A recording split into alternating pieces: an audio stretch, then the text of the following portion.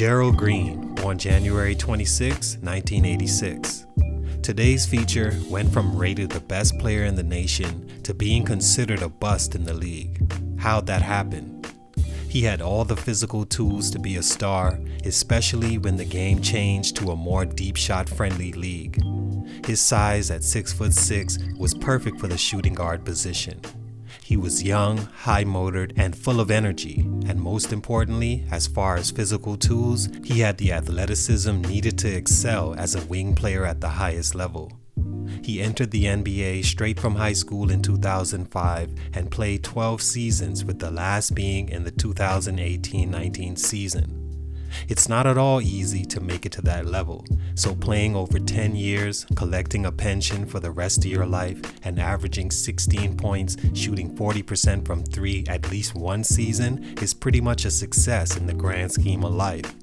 Yet still, some wanted more from Green and didn't understand why so many teams gave up on him, making him a journeyman that's played up and down each coast and countries.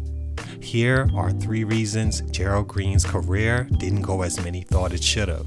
Salute to KS Lane 240 on IG for this request. It's your boy JC Stunted Growth. Ash, get it, man.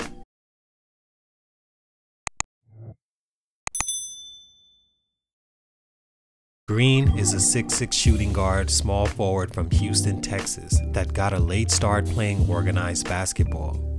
But late is something I'm sure he'd trade for never getting the chance to play at all, which at around 12 years old almost happened. While dunking on a hoop they had built themselves, Gerald and his friends took turns pulling out their best dunks. At one point, while wearing a ring on his right ring finger, he dunked the ball and got the ring caught on a nail and tore his finger almost completely off. He would have to get more than half his right ring finger removed and feared he'd never be able to play the game he loved ever again. But he would return to the sport, and besides cosmetic effects, he could still do pretty much what he was doing before the injury. An injury I never even knew happened until he told his story.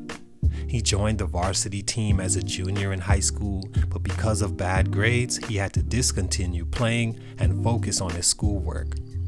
After transferring, he repeated that year and along with his senior season, only officially played 2 years of high school basketball. As a senior though, he was amazing. As mentioned, he averaged 33 points, 12 rebounds, 7 assists, and 3 blocks a game, giving him a #1 player ranking by Rivals.com.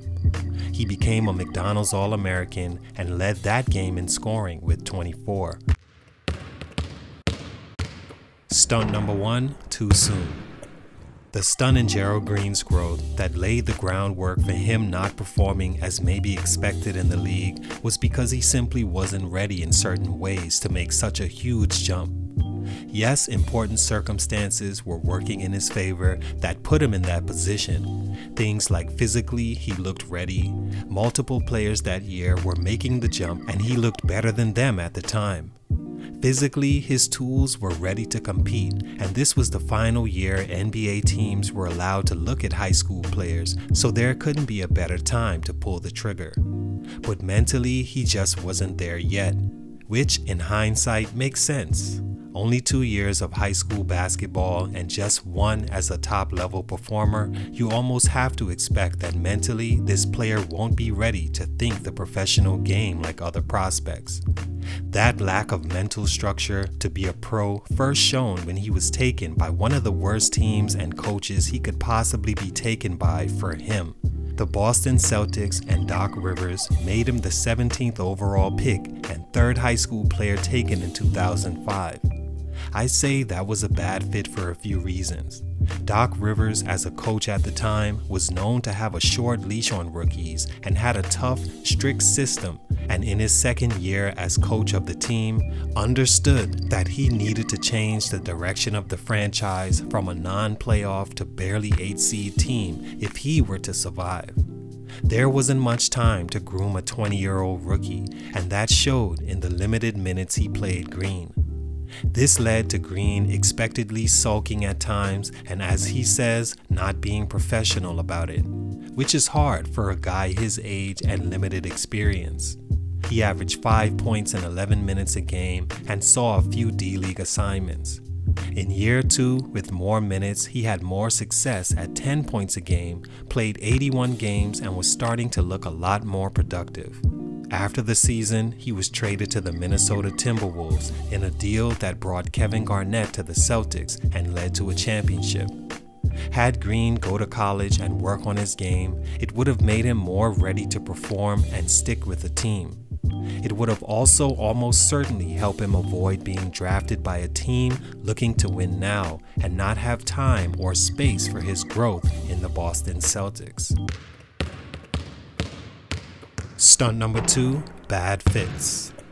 A byproduct of Green opting to jump straight to the league from high school with limited experience and mental readiness, although being physically ready, was him ending up in situations that didn't give him the opportunity to succeed and grow. After being traded to the Timberwolves, Green found himself on a roster filled with wing players that were either more ready to produce or recently drafted, so the team was more invested in giving them a chance. Midway through the 2007-2008 season, he requested a trade, looking for more playing time and a system he could be comfortable. He was granted his request and traded to his hometown team, the Houston Rockets. Houston too had multiple guards and wings, along with a superstar center and future Hall of Famer Tracy McGrady. Green played 1 game and 6 minutes with the team before being released on March 8th, a month after his arrival via trade. That's now 3 teams he'd been on, and none proved a soft spot where his potential could be realized. At this point, any player would begin to question whether they'd be better suited on a lower level while wanting to feel wanted and play heavy minutes. He gave the NBA another shot and, along with his agent, chose carefully which team would fit and use his skill set the right way.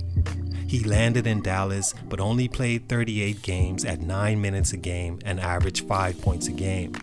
He decided to head overseas in attempts to groom himself into a more ready player mentally, but was met with more bad fits that saw his journey continue. From being waived by his first team in Russia, having some success on Russian team number 2, before moving on to China, where he'd ultimately be released. And this would pretty much be the story for Green from here on out. He'd sign with the team, play limited minutes, and be traded or waived. He managed to find a nice role out in Phoenix during the 2013-14 season, where he averaged a career-high 16 points a game and shot 40% from 3, playing in every game at just 28 minutes a game. He'd move on to Miami, back to Boston, and Houston for another run, where he became a fan favorite and put up some solid numbers. But if you look at the teams he's played for in the time he was there, you'd notice those rosters never were good fits for his game outside the Suns, where he had his best years, but on non-playoff teams.